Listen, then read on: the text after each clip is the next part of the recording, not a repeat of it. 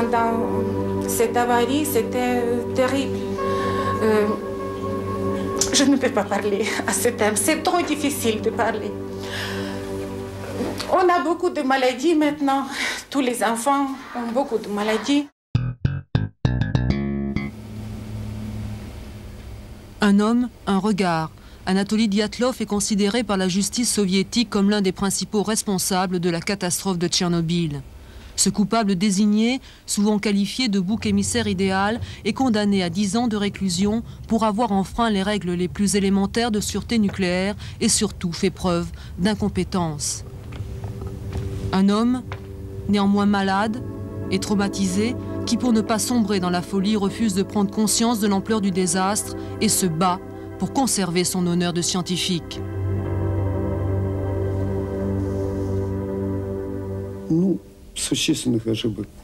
Je ne vois pas où j'ai commis des fautes. Je ne me sens pas coupable.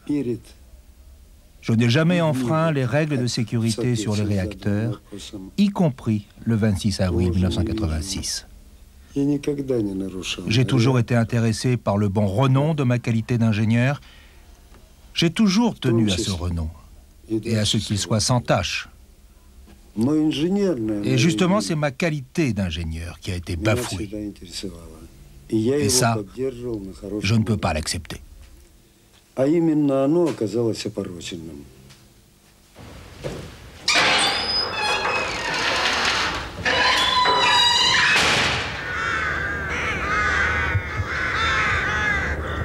Centrale nucléaire Lénine, Tchernobyl en 4. Un condamné à l'éternité gît sous des milliers de tonnes de béton armé. Aucune science ne peut éteindre les braises radioactives du réacteur numéro 4 et l'atome en cage contamine inexorablement son propre périmètre de confinement. La salle de commande n'est d'ailleurs plus que le pont d'un navire échoué, inutile et dangereuse. Véritable mort-vivant, le cœur du réacteur distille en permanence ses poisons, la radioactivité s'étend, s'infiltre dans les murs, désagrège les protections les plus sûres et oblige les scientifiques à d'incessants travaux de décontamination. Un combat permanent, sans trêve, où pour enchaîner la menace dans son imposant sarcophage, des milliers d'hommes y ont déjà perdu illusion et santé. Depuis, ma vie a changé. Je passe plus de temps à l'hôpital et moins à la maison avec ma famille. On me soigne un peu, pendant 6 mois, je tiens le coup, mais après, il faut que je retourne à l'hôpital pour remettre la machine en marche.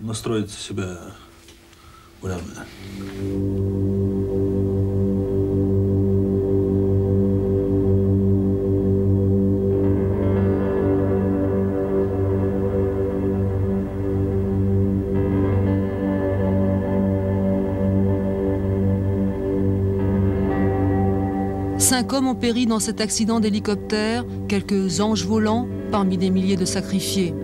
Ce sont au total plus de 600 000 personnes qui participèrent aux opérations de sauvetage et de décontamination, des travailleurs aujourd'hui dispersés dans toutes les républiques soviétiques, incontrôlables, tous malades ou en passe de l'être, sans qu'aucune relation entre leur état de santé et leur présence en Ukraine ne puisse être mise en évidence.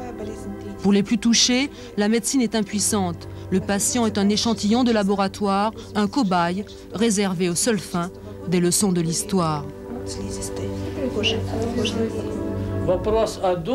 La quantité des radiations qu'ils ont reçues est une question qui n'a pas été résolue. Toutes les doses dont on vous parle ne sont pas sûres, pas connues. Nous sommes au début des recherches. Ce ne sont que des ébauches. Les Japonais, depuis 1945, depuis Hiroshima par exemple, font des recherches eux aussi, mais ils n'ont toujours pas de résultats.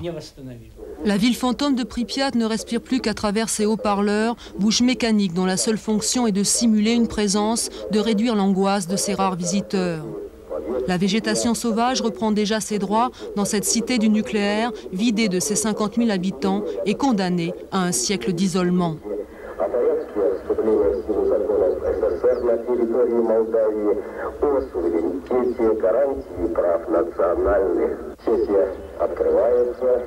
On n'a pas oublié sa ville natale parce que c'est notre douleur, parce que cette ville morte, nous ne pouvons pas oublier tout ça. Pendant cette avarie, c'était terrible. Je ne peux pas parler à ce thème, c'est trop difficile de parler.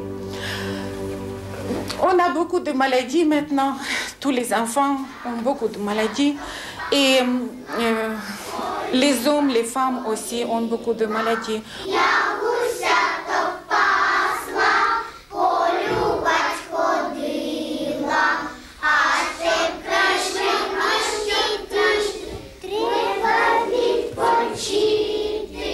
C'est à Kiev que l'école des enfants de Pripyat s'est reformée, une cellule fragile, unie dans un même traumatisme. J'ai souvent mal au ventre, la tête me tourne et j'ai des picotements.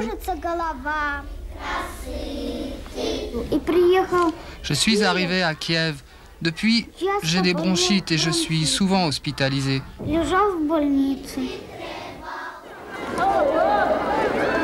Pour avoir joué dans les jardins en toute insouciance, la vie de ces enfants a basculé un jour d'avril 86. Des enfants aujourd'hui différents, des enfants pour lesquels la durée des cours a été réduite, les programmes allégés pour pallier leurs troubles de mémoire et trop fréquentes pertes de connaissances. Pour 6000 d'entre eux, un contrôle sanitaire s'effectue ici, dans ce dispensaire, inadapté et sans moyens.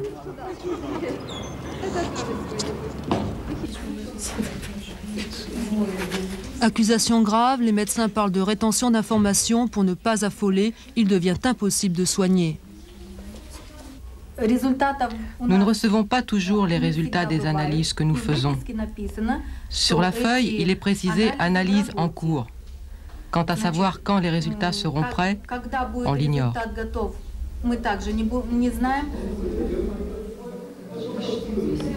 De dispensaire en dispensaire, les problèmes se succèdent. Quand les maladies sont connues, ce sont les traitements qui répondent aux abonnés absents. Pour cette femme, l'hôpital est un quotidien de malheur et d'espoir. Elle y perdit un enfant, mais tente, en frappant à toutes les portes, de sauver les deux autres.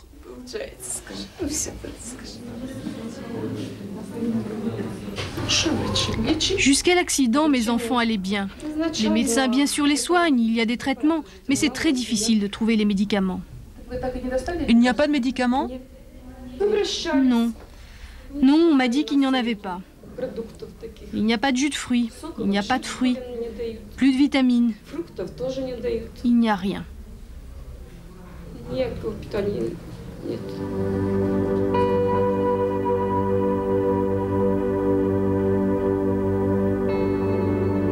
Loin des chambres stériles, loin des techniques modernes de greffe de moelle osseuse, pour ces petites victimes leucémiques, le bout du chemin n'est pavé que de souffrances inhumaines.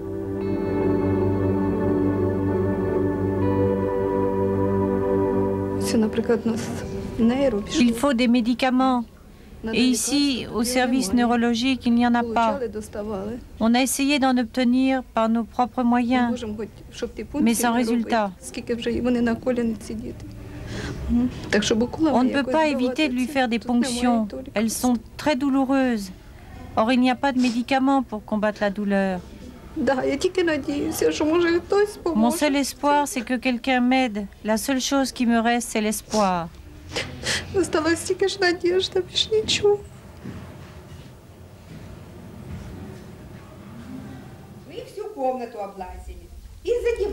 Les effets des radiations à faible dose sont toujours l'objet d'expériences, une médecine dès lors désorientée qui opère dans le flou le plus complet. Du cancer, stade terminal, en passant par les troubles de la thyroïde, du système digestif, de la pression artérielle, de la formule sanguine, une médecine confrontée à des maladies méconnues jusqu'alors chez l'enfant, cataractes et dérèglements de la vésicule.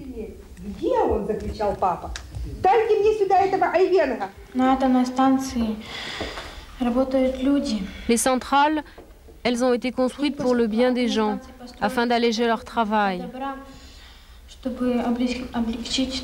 Or, c'est le contraire qui s'est passé. Elles n'ont apporté que de la souffrance. Balayer des mémoires les symboles de la vie passée, c'est aussi raser la terre brûlée par les radionucléides.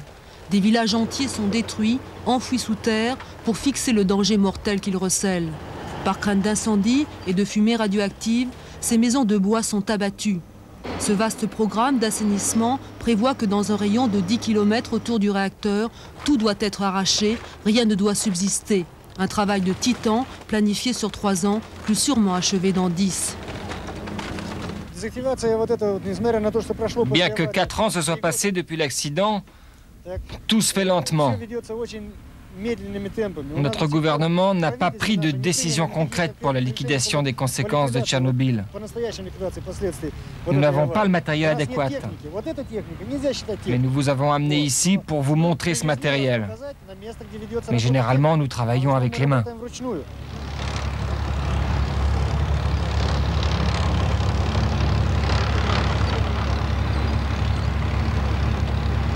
Dans la zone interdite, les simples travaux de décontamination emploient 8000 personnes en permanence. Sans véritable moyen à la mesure de leur ambition, ces équipes de fossoyeurs creusent de bien curieux cimetières. Des nécropoles léguées au futur où disparaissent des millions de tonnes de déchets qu'il faudra un jour définitivement éliminer.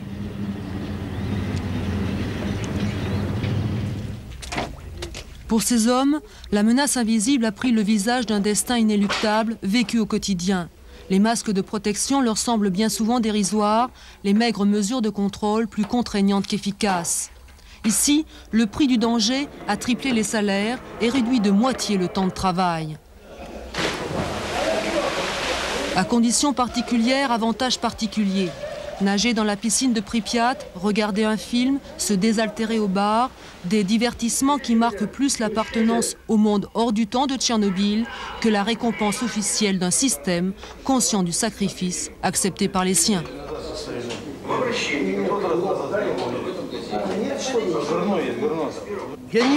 Comment est la vie ici? Tout est pur. Tout est propre ici. Simplement, je tousse le matin. Il n'y a rien d'autre. En sortant de la caserne, on tousse. C'est tout. Aux frontières de ce monde, la zone interdite est parfaitement délimitée par un véritable rideau de fer. Ceux qui y vivent ont la même histoire. Les plus lucides ont compris qu'ils en étaient les indispensables sauveteurs.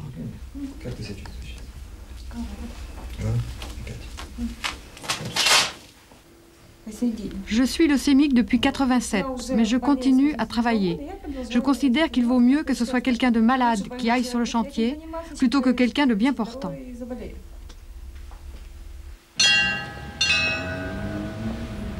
Pour Irina, la fin du voyage a eu le goût de cendres nucléaires. Comme des centaines, voire des milliers de compatriotes, son organisme n'a pas résisté à l'agression des radiations ambiantes. Ce génocide insidieux n'en finit pas de s'étendre. La mort invisible hante les campagnes.